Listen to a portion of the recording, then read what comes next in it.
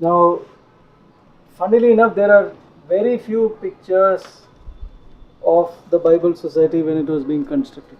I don't think there are any pictures. That's how they fit. I painted these in advance so that later on I can uh, weather it. Weathering is with chalk powder, with very light crayons and things like that.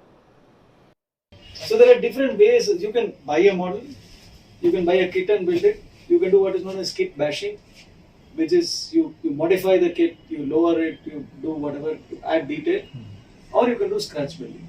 Okay. So I am more into the kit bashing, scratch building side. I don't buy anymore. Okay. And they all comes from childhood because my dad never used to buy me toys. The family of six, yeah. 5 older sisters and me.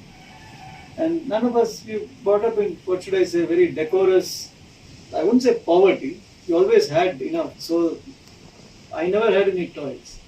So the choice was you made your own toys. So you could take cardboard and that and this. And we didn't have TV and that is, yeah. We would be bored, sick of life during summer holidays. You just, yeah. Nobody cared about you. Nobody bothered about sending you. There were no summer camps, swimming camps. Nothing was structured in our lives. Yeah. We just hung around doing nothing. Or so we thought. So we did a lot of stuff with our hands. And then once you pick up all that at childhood, when you join a job, you shouldn't lose it. Yeah. So somehow in the very, exacting circumstances of work, I still managed to find time to remain in touch with my hobby. This is a model of the B-class locomotive used in the Darjeeling Himalayan Railway, one of India's most loved locomotives. The Darjeeling Himalayan Railway has been inscribed as a World Heritage Site now, and these locomotives still run. They are still used, though largely for heritage tours. Now, this was my first model. This was done entirely by hand, and this is what drew me into this satisfying hobby of making models with paper. This is made in elephant dung paper. I spent 300 rupees for making this model because there was every single thing on this was recycled.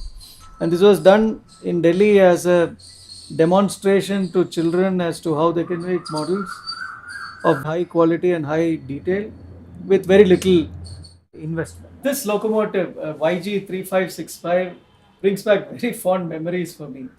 Back in 1990, I was posted in Hassan. I went to Mysore to see if I could photograph any YG and YP locomotives. These are very smart locomotives. These used to run between Mysore and Bangalore. The YPs pulled the crack steam expresses like the Tipu Express and the Chamundi Express, and the YGs were used for freight traffic. So I went to Mysore in 1990, December, and discovered that just a few days before, the roundhouse at Mysore had been demolished and most of the steam locomotives had been carted away. This is the shirt of the Mysore State Railway that I'm wearing. So the Mysore State Railway workshops had a YG locomotive. It was this locomotive, YG 3565. The locomotive was wheezing, it was on its last legs, and it was used for shunting. So I went into the yard, the shunting yard, and began to photograph it.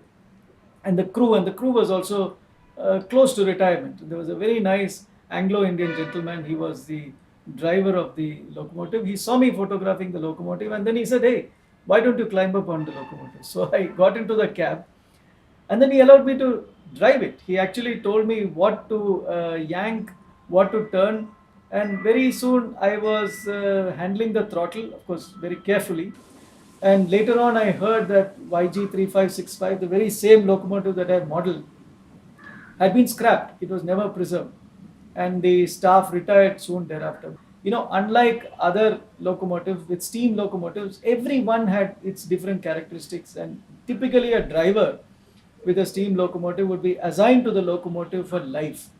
And when a locomotive is scrapped, they would be heartbroken. And this locomotive was scrapped. The staff retired, and that was it. So this model is actually a homage to that unforgettable day that I spent in the Mysore workshops. And this is the only locomotive that I had actually driven.